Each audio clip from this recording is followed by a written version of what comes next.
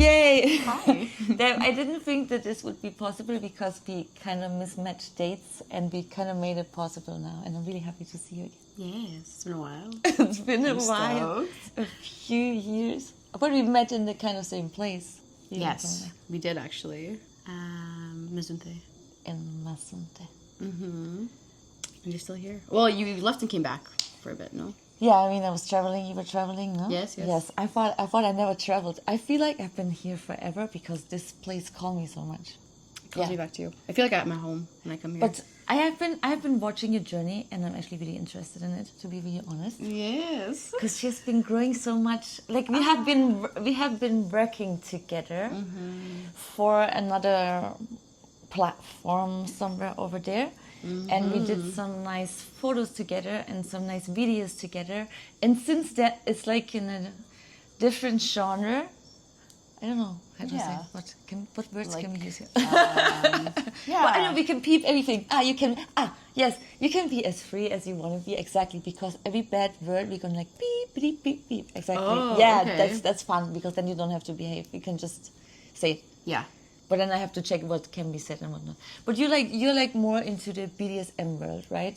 From before when I met you. Mm-hmm. This is something I want to speak about, if that's okay. Yes, please. Absolutely. And this is how I met her, and this is our videos and our photos go in that direction, but you're like going even more into that direction. Yes. Since I met you and I saw you're like going really like super deep and all like super Yes. over the top. I'm like, whoa, wow. Okay, you want to tell me more about that? I'm like, Yeah, so I was kind of traveling and I would make content as I traveled. And that's kind of how we met. And we made some really lovely videos. But I was switching and I was like more of a bratty bottom, I would say. That's how I would identify as before. right.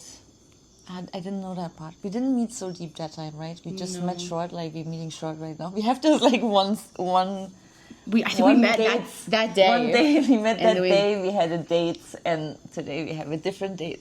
But it's But just a one day everything thing every flowed. time. Traveling life. That's what you do. Okay, but tell me, but now it's switched. Yeah. So it switched because I was always interested in BDSM. Yeah. As a whole. And being a bottom, I knew kind of like what I liked, what I found hot, but I didn't know to like perpetrate that or give that to somebody as a top. I was only able to do that as a bottom, or like kind of like receive these gifts, you could say. Yeah, I get it. Yeah, so I was like learning and experiencing, and I used like that brattiness that I felt as a bottom or as a sub into like the style of doming that I do now. So I feel like a lot of the aspects are very similar. It's just accessing that energy, accessing that part of you. Sounds very hippie right now. I've been in Mizunte for too long. But it's true. I feel like it's all very like relative. You can switch it like this. You would say I could be able to switch. I would be able to switch it like this. I think everyone has that in them. Everyone has that essence, and you just have to feel like comfortable to access that. Yeah. It takes maybe time and like a safe space. Mentorship is huge. Like I learned a lot through mentorship, through workshops, through the kink community in general. Like being around these spaces gave me a lot of confidence because you want to do things like safely and right. Community is the answer. I was with Silent and like did some stuff with them and got some connection experience. Met other doms in Germany. A lot of them are now my like really close friends, which is like really beautiful. Yeah, and just you keep learning from people as you experience different styles of BDSM. It's like any kind of passion that you might have. Totally. I mean, you go really deep into it, right? And like really wanna, like for you it's that, right? For me it's might be something else, but yeah, I mean, I see you really growing in that, right? You're like really like, I look at the photos, I feel like I look at someone else. You know what I mean? Like as if something, I mean, obviously if you like grow and learn, there's like parts of us that were not there before maybe, but are there right now. So I feel like you're a new person to me. Yeah, I mean, Yeah, totally. Thank you. And I think we have like these different parts of ourselves, and I still am, you know, like the beach loving, kind of free spirited person, but I also am now learning to have control over many things, because this is what like the profession not only like needs, but also you can like access. So you hang out a lot in this community, right? Okay, I have some different kind of questions, maybe because of personal experiences, because sometimes I feel like you get into actual BDSM relationships. I don't know if you had any. Yes. Like you had any very good partner, you were into it. Okay, I had this too, but what I felt like for me was probably my own lack of boundaries, because I felt like it was leaking too much into the personal day-to-day life, and then it became complicated. You know what I mean? Like when it goes over, well, those are probably the boundaries, right? It's maybe for some people it's just like this playtime, like we have like today is the day for that, or whatever, or the hour, or whatever, however you want to do it, right? But then if it leaks like into everyday life, Yeah, but there's a name for that. Yeah, there's a name for that. So there's lifestyle, like DS dynamics. So Yes. lifestylers are people that are like 24/7. So they have a dynamic with their partner that never stops. There's no ending. It's just 24/7. So like if I'm your, let's say, daddy dom or whatever, forever, all the time. and then that's just like the energy of the whole relationship. So like maybe I'm nurturing, and you kind of ask me daily for whatever outfit I should wear, just stuff like this, and it becomes like consistent. Whereas like people that do bedroom only right play, that's kind of like within the scene. So the scene starts, you're like talk about your boundaries, and then the scene commences. But there's like a negotiation that goes on Totally. with that. And it can keep on changing, right? Depending on what your boundaries are. Maybe yes. limits might be changing totally Absolutely. too. Yeah. Yep. Negotiation can always continue. Yes. Yeah. But yeah, so if you were having kind of the difficulty of the dynamic like kind of leaking into your personal life and your personal relationship, was that wanted, or that was kind of... I think it was a blurry line of experimenting, if that is wanted or not, right? Okay, so you weren't sure yet if that was... Yeah, I think it was more of that kind of case, because I'm really like, I'm a person that likes to experiment and likes to see if maybe this could be, that feels right? I need to be in it to be able to feel this something can feel right, and then I know, oh well, no, that was too much. Like I cannot. That's how we learn. That is how we learn. That was like you're like, I don't want like that again. that is I cannot like every day like I went crazy. I'm like, okay, this is going too far right now. Yeah. So maybe we should stop. But then it depends on. I think that's like a beautiful thing, because like you learned, and like there's no way to. I mean, I'm the same way. I need to experience things to learn. People might tell me one thing, right? But we're not going to listen, because we just need to go through the experience, fortunately. Yes. Unfortunately, like I need to see and feel and like, yes, no. Yeah, and this is part of, for me, growth continuously. But what that does also is put you in a situation where you don't know until the situation has been... Until the limit is being crossed, basically, right? Yes. But this is beautiful, because within BDSM, at least, once you know these limits... You will not in cross the following, them. Yes. Obviously, you will not cross them again. You put them in the contract kind of tough, or though. negotiation. I don't know if whatever. this could have been prevented. You think this could have been prevented? Because sometimes I feel you go too much into it and then maybe it can explode like too much. You know what I mean?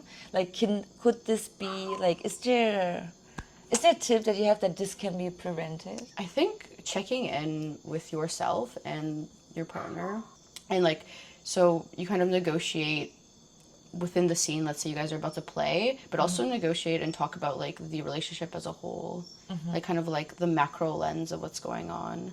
Like, oh, is my dynamic with you as a dom now impacting your decisions on the way that you and I like move through this world together? Totally.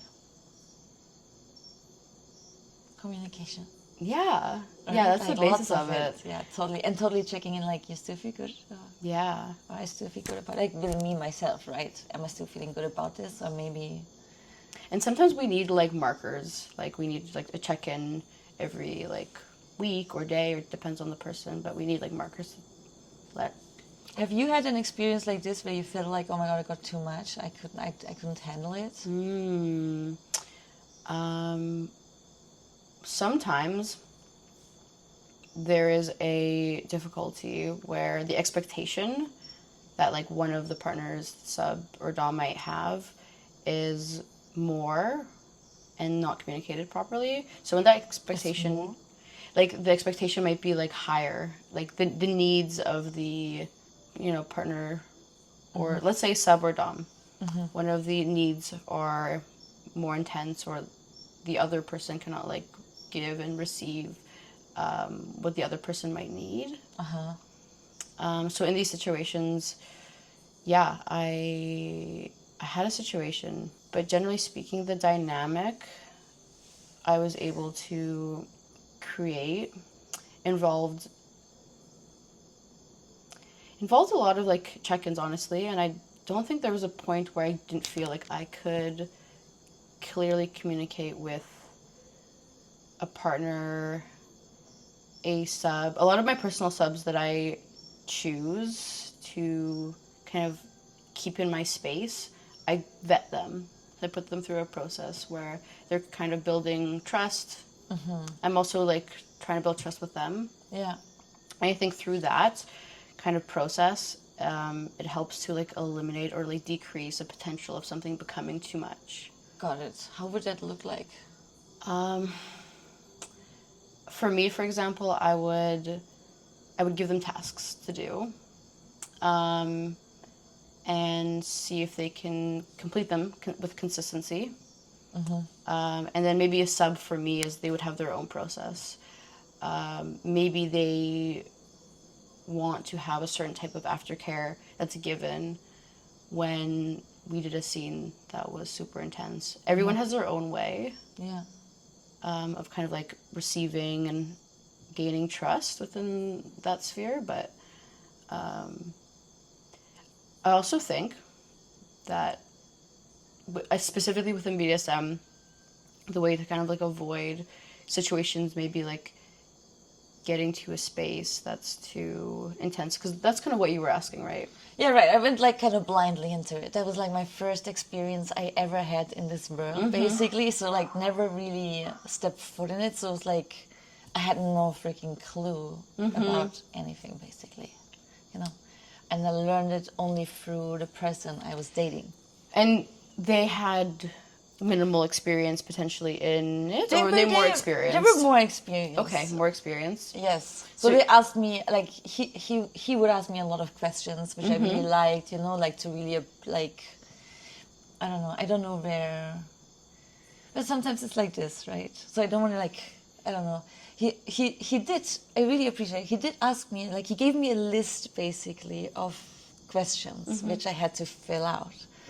Like, to get to know me better. What are my limits? What are my boundaries? Okay, what can amazing. we do? What can we not do? Right? But that was like based on playtime. When we got into relationship, we didn't really ask those questions, and maybe that was the lack of it, because we only marked this in the first place, but then didn't check in enough probably as we moved on, because obviously things change. From this moment as we started seeing, so I'm seeing myself in that too, like what could improve, right? Yeah. Obviously. And you're saying, I think, a lot of the things, like, you know, they're coming to you, or they're like what you clear. said right now, like more checking in, like things are changing a lot, you know. No, yeah, absolutely. And like maybe he had the assumption that whatever was like spoken about within the scene or within your playtime was going to be true for the rest of your relationship. And that assumption obviously could have been corrected by checking in. By checking in or by communicating. No. And I'm making it sound very simple, but like obviously like communication, like these kind of concepts they're more complex. And the skills involved also. But it seemed like in that specific situation, to say it simply. But again, it sounded like you were young in a way that you didn't know much about BDSM, dynamics, whatever. But it was my first experience. And you were trusting this person. Totally. Because you had no experience. So they were guiding you, teaching you. So on top of them having this like dominance over you sexually, then they're also becoming a teacher, which is another power dynamic. Yes, exactly. Yeah. Oh, damn. I feel Okay, you. damn. I'm feeling you. Yeah. Oh my god. For sure. It's a teacher. I mean, power dynamics are crazy. There's not a teacher here right now. So I'm like, okay, I had something teacher going on. Yeah. Okay. I mean, but you're having these realizations on your own too. Like I feel like they're just like coming to you, and I'm just like holding space for you to like have them. It's so cool. Yeah. Well, damn. Okay, tell me about those power dynamics. I want to hear more about them. I mean, so power dynamics are like prevalent everywhere in the world, and the funniest one I like to give is like the government. Like we don't consent to being domed by the local government. But we are. And so within like BDSM, it's the only time almost that we can consensually consent to power dynamics. You know, like you can be a sexy cop, but in day-to-day life, like if the cops come to me on the street, that's not a consensual experience. I would opt out of that, actually, if I could. Yeah. And so I think it's really interesting within BDSM, because when people are like forming relationships, it's both beautiful because you're conscientious of the power dynamics that you have with one another, whereas most relationships, I don't think it's necessarily spoken about or as conscious. Yeah, sometimes it's not conscious. And that's why it can get kind of maybe blurry or messy, and the lines can get more difficult to see. Yeah, I learned my lesson. I did, and I'm really grateful for that. Yeah. I learned a lot, though, so thank you. And now we can talk about this and share it with you guys. Yes. But you did some mentorships, no? I saw you learned a lot. What kind of? Yeah. There's like different directions where you can go. I saw some photos where you play a lot with the breath, no? Oh, there's a pig here in the background. It's another power dynamic. God. Okay. I wonder why they're honking. Okay. Oh, they're really loud. Yeah, the poor pig is tied down there. Oh shit. Sounds so wrong, right? Oh my god. Okay. What were we talking about? Piggies. No. That was really loud though. I know. Okay, what did I want to say? Yes. Mentorship. No, because also I saw mentorship. Yeah, and then I switch again because I remember. And then breath play. Yes. Breath play? You have a lot of like with the mask. Looks like breath play. Yes, play, that is right? breath play. Yeah, right? Yeah. So, is that what you like doing the most? It's one of the things I really like doing. I like a few things. Tell me. Yes, I didn't even ask that. This should be the first question. What are you into? No. Tell me mine. Can we? Tell you yours. So breath play I like a lot. I've been getting into like gas masks and bubblers. I really like mixing like body fluid play with like breath play. So, for example, like putting my in a bubbler maybe. It's very explicit, I'm sorry. That's fine. Yeah. But with those masks, like it's about they will not be able to breathe, right? Or you put something in they it, can breathe. They can breathe. But it's controlled breathing. So if I like hold or like, let's say block the tube. Oh, you can block it. Then they will not breathe. And then if I open it again, like respiration starts, you can put stuff, you can put, Do you count when you do that? Or how do you do Absolutely, that? yes. Do you know the limit of? So you always start less, especially if you're playing with somebody new. The rule is to start less and kind of like slowly increase. But the person will tell me when they need to breathe, and they use like gestures. So it's either like, dropping a ball or like tapping, but there's ways to show that they're at their limit. Because yes, I'll count, but I will never fully know. Yeah, right. I mean, what someone else needs. Yeah. Nice. That's what I wanted to know. Yeah. That's why. I like those photos. I like those.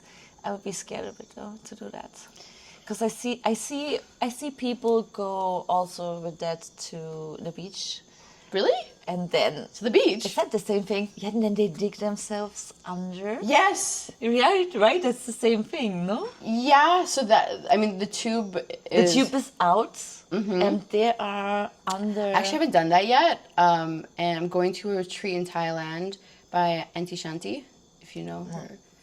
She's friends with people in Thailand, but she's doing like a women's retreat for like hook suspension. Oh. And they're going to be doing stuff like that also, I'm pretty sure. It's like a mummification, basically. So mummification is a practice where you like to be like bound, like fully, so you can't really move at all. And there's like a feeling, I would say it's like a bondage hug. Feels like a bondage hug.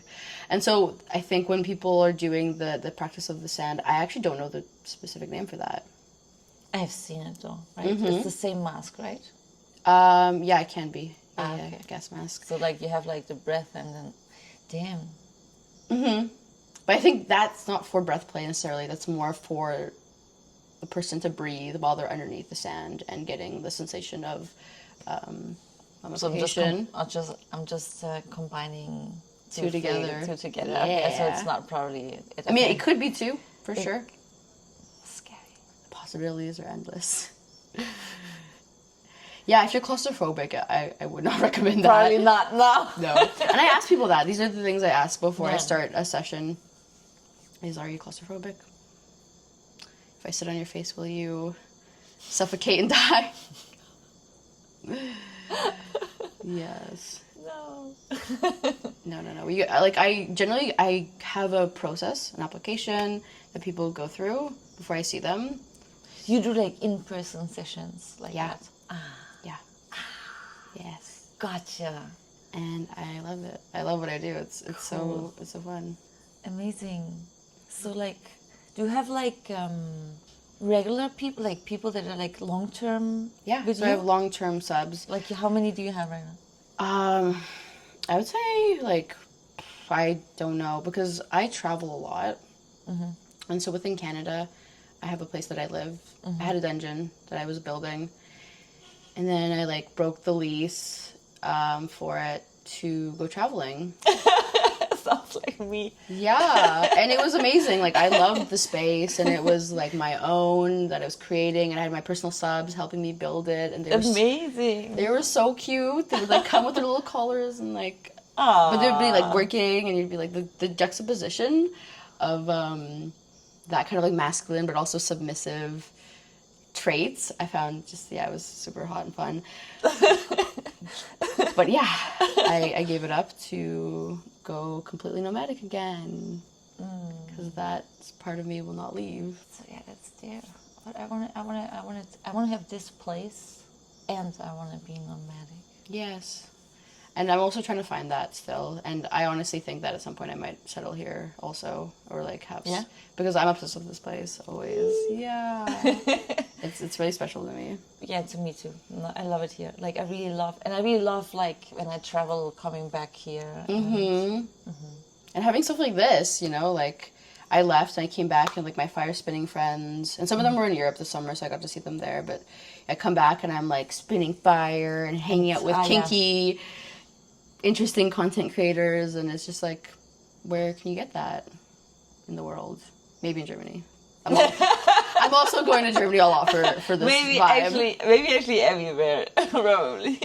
In Germany, you're going to Germany? I'm moving there. You're moving to Germany? I'm moving to Germany in April. Like, for an extended visa year kind of experience. What experience? I feel like all Germans say that to me. Like, what the hell? Like, well, okay, no, that's totally fine. It's like, I grew up there, so for me it's different, right? If so, someone said that about Canada, you know, I would be like, I would what love the hell? to go to Canada. Like, No, wait a second. No. Okay, where about in Germany are you going to be? So I will probably be a lot in Berlin, but I'm moving to Hamburg. Ah, wow. Really? Yeah. I think I remember Hamburg to be actually a cool city. Okay, I'm gonna In fix this. April. Oh my god. Okay, so you're overheating. getting some summer then. I mean, that's fine then. But you're gonna be there in winter. You're. What are you doing? Oh, I'm trying to fix this You need help? top. Sure, help me. Yes. Thank you. Did you continue with your tattoos, or you're the same? I did a few more. Or are you the same? I'm just the same. Never changing. No, I got a little like blackout. That was fun. Nice. Fun. It was fun times. Yeah, where were we? Hamburg. Yes. Do you have something planned there? Or? Yeah. I was like debating switching my like Instagram handles and everything for a long time. And actually I got banned from OF. I don't know if you remember. You said something, yeah, because something went wrong and some Yeah, I had a bad- boundaries were being crossed. Community guidelines were being Oopsies. crossed. She was being bad. Yeah, so you got deleted. Yes, I had a bad agency, and then on top of that, I was making a lot of content that was not allowed against the community guidelines. But where are you doing that now? You have a different spot? Now I have different spots. Yeah, you kind of know what to put where, and I was just beginning then. So anyway, once that kind of got deleted, yeah, OF has pretty hard rules when it comes to specific content. It's very like you restrictive. cannot be as free as you want to be. Very restrictive, the most. But that was it was meant to be because around the same time I kind of like killed the bean. You killed the bean. That's what I I wanted to ask you that, like, what happened to her? Did you kill her, or is she still alive? Something new was born out of the bean. Bean evolved. There was a revolution that happened, and maybe thanks to all these different like concepts of guidelines and whatever. And at the time, I was like, "This is terrible." I know. I had been working on like that like persona and that kind of like part of my career for some time, but then I had a few experiences where I was bottoming on film, and I was like, I don't actually feel like this is what I want to do or who I am. I relate to this so much. I had like a lot of like I have a lot of this kind of content, and I feel like I'm like it doesn't feel like me anymore. You know? I feel like I'm like this is like something I've outgrown. It's like I had it so much. That's what I also yes exactly. That's another question. Like, do you feel like that you can probably outgrow personas, right? And they probably are just there for a certain amount of time for you, maybe to learn also something, and maybe also to let go of certain parts, right? They maybe just needed this persona in that moment. Yeah. Right? Or what do you think about that? No, absolutely. I don't think like I feel any shame from that persona. No, not like that. Like it's just. And like as an artist too, I think we grow and evolve and change, and seeing the work that you did in the past is not necessarily who you are in this moment, but it teaches you a lot because the skills that you gain, and for me like the skills that I gained from like interacting and like even being like a sub, I know how to be a better dom 100%. And I think that like doms, I talk about this in my workshop a little bit, like doms that go into it without ever experiencing the other side, I think can be questionable. Because, like, how do you know what it feels like if you've never gone through that experience? So being open to being a switch. Or being open to, like, having both sides. Try it, at least, right? You mean like that? That at least, like, take it, or, like, take it. Try it. Try it once. Try it Have once. it done to you, and then you can do it to someone else. Got it. But that was off track, slightly. Really? Was it? Slightly. Yes. Because we're talking about personas. Yes. Exactly. Thank you. Okay, back on track. Right. Yeah. I feel like this is a great topic. Because and then sometimes I feel like, oh well, this persona was there, and now you have to. I feel like also the expectation of keeping up with this persona. I don't know if it's just my own expectation, or I feel like that's what's expected from me to like slowly let go of that persona and grow into something else. You know what I mean? And especially when you do content. I mean, if you do it like natural, you like kind of grow out of things and you move on and you try something else, right? But if it's connected to an online job, how Yes. do you, for you too, I mean, Absolutely. how did you do the switch? Did people accept that switch? I think already I was like in this like kinky realm, but I think it was hard for my audience to change. It took a year or two, honestly. Yeah. It took a year or two, and I was making like almost no money. Wow. In terms of online content creation, but valuable risk that I was willing to take, and I'm really glad I did, because now I feel like confident and good, and like I'm slowly like getting back to a space where I can like travel again, and my income's okay, everything's okay. So yeah, taking the risk, good choice.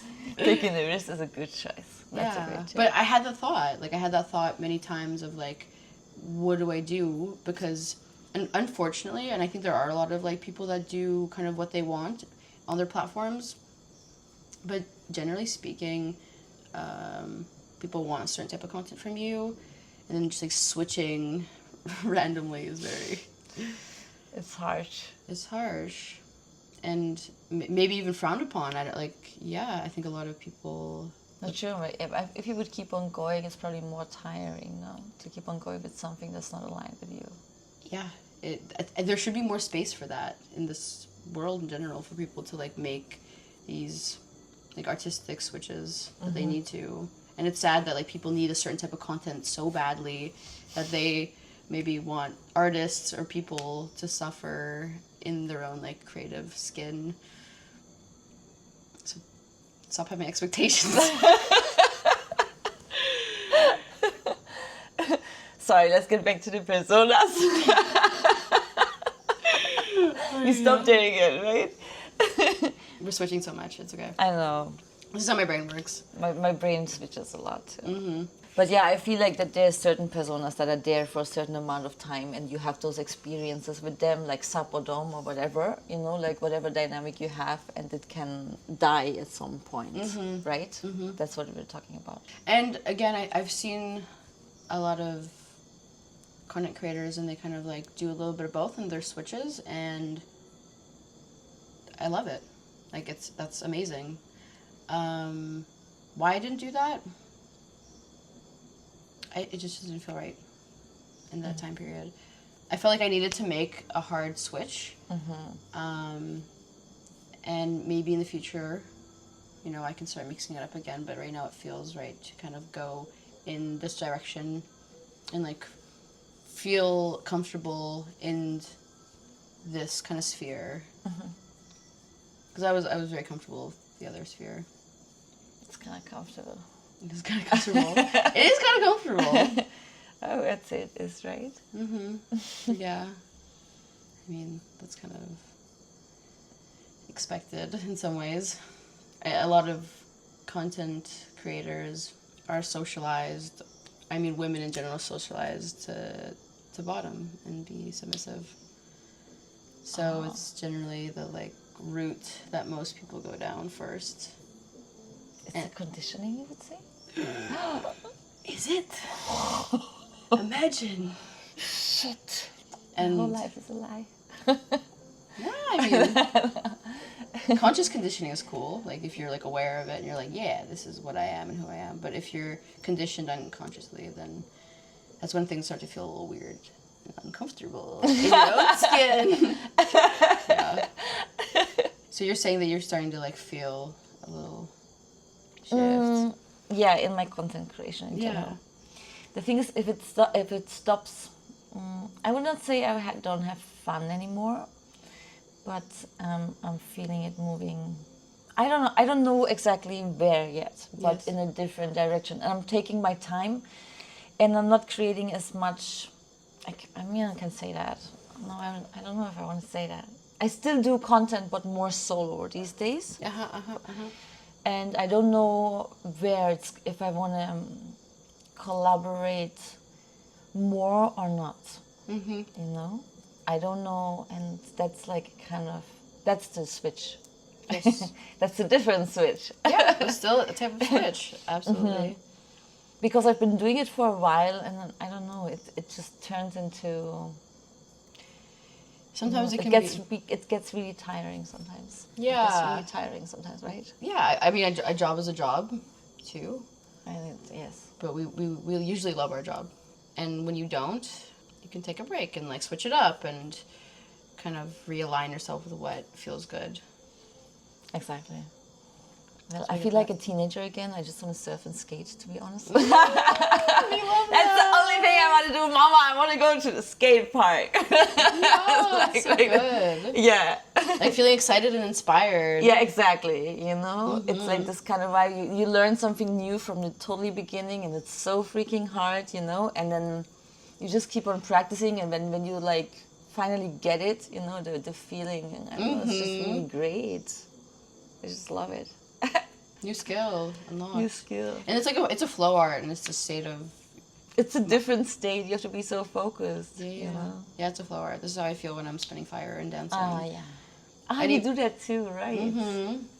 And even when I'm like doming, we call this like flow state. There's like subspace and then dom space, and it's just like this almost like high or like focus that you feel. And you probably feel this in subspace where you're just like completely relinquished of any kind of like worry and stress, and you're just like in the zone and like really feeling you and your dom's experience.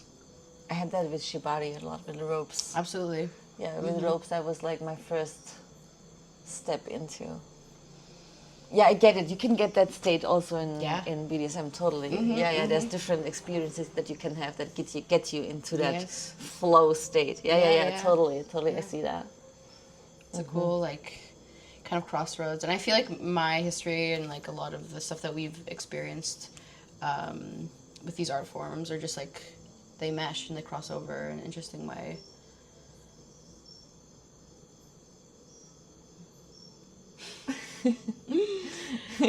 The last tip for people that want to step into this world but don't know how, or maybe don't know how to communicate it with people.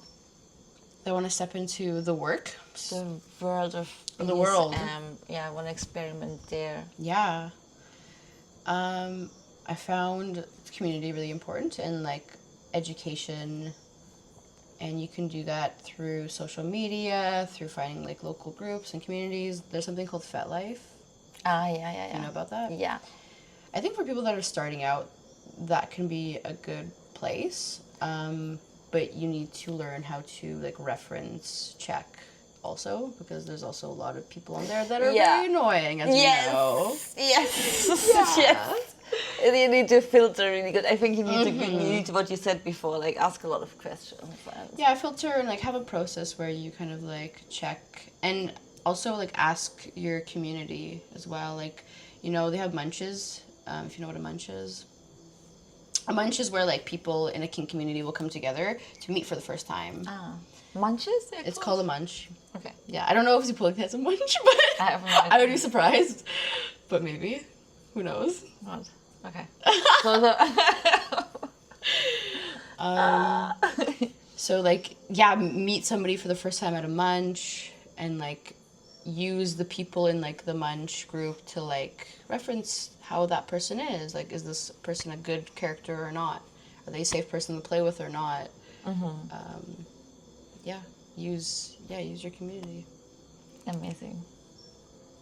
Thank you. Yeah. This was short but good. Okay, so we forgot to. She keeps on telling me stuff, and because the interview stops and then we keep talking. Okay, tell me about Africa. You went to Africa? Yeah, I went to Africa because I was in school, and this is like the beginning of my kind of doming career. And it was interesting how this all happened. I was like, took my mentorship with Amazonia. Highly recommend her. Phenomenal teacher. But I was taking this mentorship, and then around the time that was happening and ending, I was finishing social work school. So I was like completing my bachelor's degree, and to finish the degree, we got to go to Uganda, which is phenomenal. And so we're staying in this village in Uganda, And basically it's wrapping up. Like our practicum is finishing, and one of the last nights that we were there, there was a break and enter into the house where I was staying with my teacher and another student, and there was 6 men with machetes that broke in. And it was, yeah, I explain it like The Shining almost, where... Oh my god. Sorry, it's really graphic. Oh my god. It's very graphic. But so, yes, sounds very traumatizing, which it was at the time, to be completely honest. Yeah, I mean, imagine, yeah. Yeah, and I travel a lot around the world. Like, I've been to Brazil, I've been to many places alone, as a single female. And I've never had anything like that happen, except for when I was on, like, a school project, which was a very interesting kind of like juxtaposition, because they did everything they could to like create security for us. They like gave us workshops, they told us kind of like not to leave the area alone and like do all these things, but still, you know, something that could have not been avoided happened. But anyway, that happened, and everybody went back to Canada, and I said, if I go back to Canada right now with like this traumatized like mentality of like, oh, I just, you know, I was traveling and this terrible thing happened to me, I'm gonna like maybe be scared of traveling, and that's something that is so significant in my life. So I said, no, I'm not gonna do that, and I decided to go to Germany instead. I went to Europe, and I was actually talking with like Thailand at the time, and I was like starting everything to do with doming, and in this moment also they were like, we're having a femdom week. Oh wow. Amazing. I know. And they're like, would you be open to coming and doing both? And I was like, yeah, absolutely, because I am now like very comfortable in like my dom persona, and also I'm still a sub, a bratty sub. Very bratty sub when I was subbing. And so we did some scenes, and we did both doming, and I did some bratty sub scenes, and I met some of the doms that I'm like connected to now, and yeah, things just work out in a crazy way. I know. In this world. That is really true. But thanks for the little extra story. Oh yeah.